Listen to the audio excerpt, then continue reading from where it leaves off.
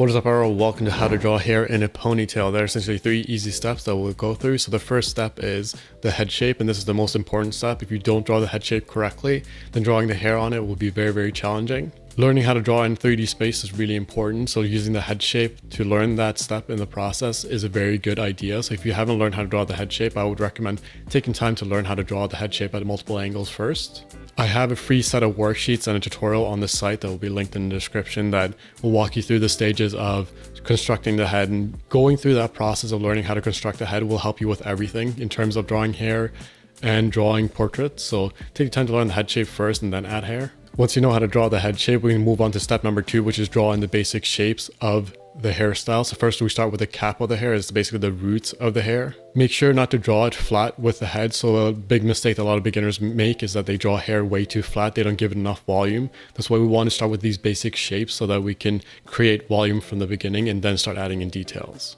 Once you have the shape for the roots of the hair, then start adding in the basic form of the tail. Make sure to follow the center line of the head for the placement of the tail.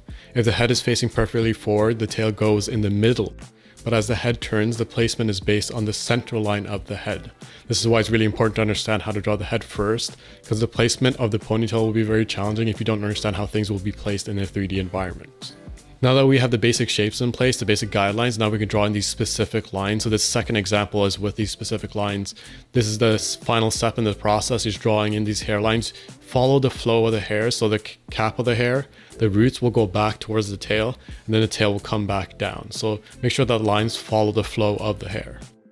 Those are pretty much all the steps. To help you practice, I have a free worksheet on the site that is linked in the description. The one column will be just the basic shapes, the step number 2.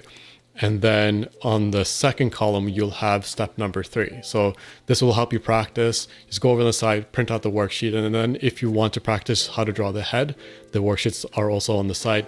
If you're interested in learning how to draw, there's tons and tons of tutorials for portrait drawing, figure drawing. Everything you need is on the site. There's a bunch of free stuff there that you can check out.